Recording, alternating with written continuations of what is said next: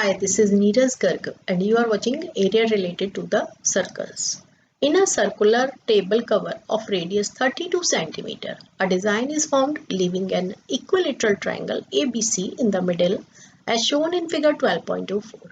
Find the area of design shaded region. ठीक है, तो हमें किसका एरिया निकालना है? देखो ये जो डिजाइन बना हुआ है इसका एरिया हमें निकालना है. ठीक है, तो इसके लिए क्या करेंगे? एरिया ऑफ सर्कल निकाल दो और एरिया ऑफ ट्राइंगल निकालो और माइनस कर दो. ठीक है, अब हमें गिवन क्या है? हमें गिवन है रेडियस. ठीक है, आर हमें गिवन है दैट इज 32 सेंटीमीटर. ठीक है, और हमें कुछ भी नहीं गिवन. ए बी सी एक इक्विलेटरल ट्राइंगल है. ठीक है, तो हम इसमें एक कंस्ट्रक्शन कर देते हैं कि हमने क्या करा, ये हमने मीडियंस बना दिए. और इक्विलेटरल ट्राइंगल में ध्यान रखो जो मीडियंस होते हैं वो ऑल्टीट्यूड्स भी होते हैं, इसलिए ये जो एंगल हो जाएगा दिस इज 90 डिग्री. ठीक है, इतनी बात समझ में आ गई. और इनका जो इंटरसेक्टिंग पॉइंट होता है उसको क्या बोलते हैं? सेंट्रॉइड. ठीक है, क्लियर हो गया इतनी बात. तो इस पॉइंट को ले लिया हमने जी, ये जो पॉइंट है दिस वन. ठीक है, ओके. अब तुमने क्या करना है, तुम्हें देखो ये 90 डिग्री है और इसकी साइड को हमने ले लिया ए, तो ऑल्टीट्यूड है ये, तो ये कितनी हो जाएगी? a/2. लेकिन हमें तो ये साइड भी नहीं पता है, जो ए पी, इसको पी पॉइंट ले लेते हैं, ए पी भी नहीं पता. ठीक है, लेकिन अगर हम इस देखो ए जी क्या है? ए जी जो है वो है रेडियस, रेडियस के इक्वल है. This is radius. तो हमेशा ध्यान रख लो इक्विलेटरल ट्राइंगल सेंट्रॉइड जो है उस ऑल्टीट्यूड को 2:1 में डिवाइड करता है.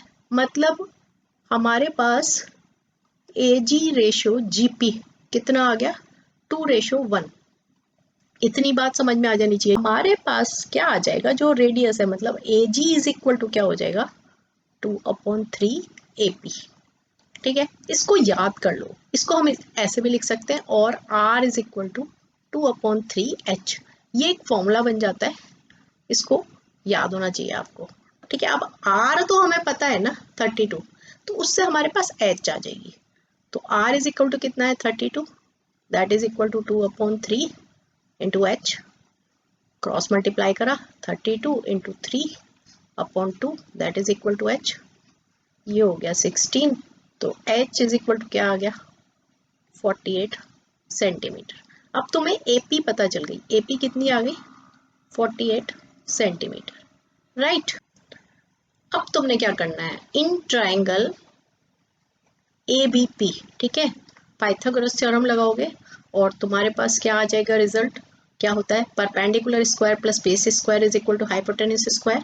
मतलब A P square plus B P square that is equal to A B square. Right, इतनी बात क्लियर हो गई सबको? ठीक है, अब ए पी कितना है? ए पी हमें दिया 48, तो 48 का स्क्वायर प्लस बी पी कितना है? a/2. a/2 का square that is equal to A square. ठीक है, और इससे हमने ए की वैल्यू निकालनी है. ठीक है, ए की वैल्यू निकालने के लिए इसको इधर ले जाएंगे, तो 48 का square that is equal to A square minus A square upon 4. तो ये आ गया 3a square upon 4 that is equal to 48 into 48. ठीक है, तो ए स्क्वायर कितना हो जाएगा? 48 इंटू 4/3. ठीक है, इतनी बात समझ में आ गई. और इस 3 से कैंसिल हो गया 16. तो ए स्क्वायर हमारे पास क्या आ गया? ए स्क्वायर आ गया हमारे पास मल्टीप्लाई करने के बाद 3072. ठीक है, ये हमारे पास एक रिजल्ट आ गया.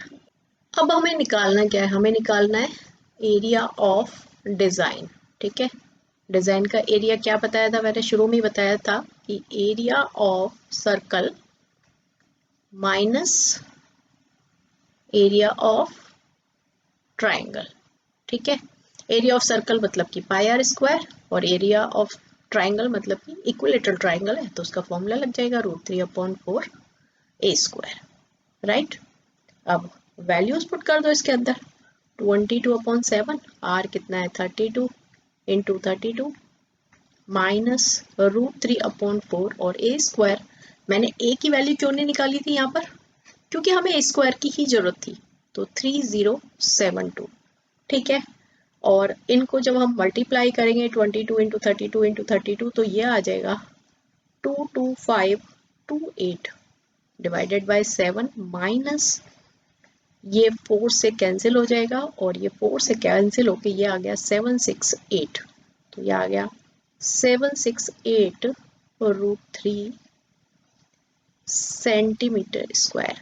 ये हो गया हमारा आंसर। होप आपको क्वेश्चन अच्छे से समझ आ गया होगा। अगर आप मेरे चैनल पर न्यू है तो चैनल को सब्सक्राइब कर लें, वीडियो को लाइक करें, अपने फ्रेंड्स के साथ शेयर करें। All the best.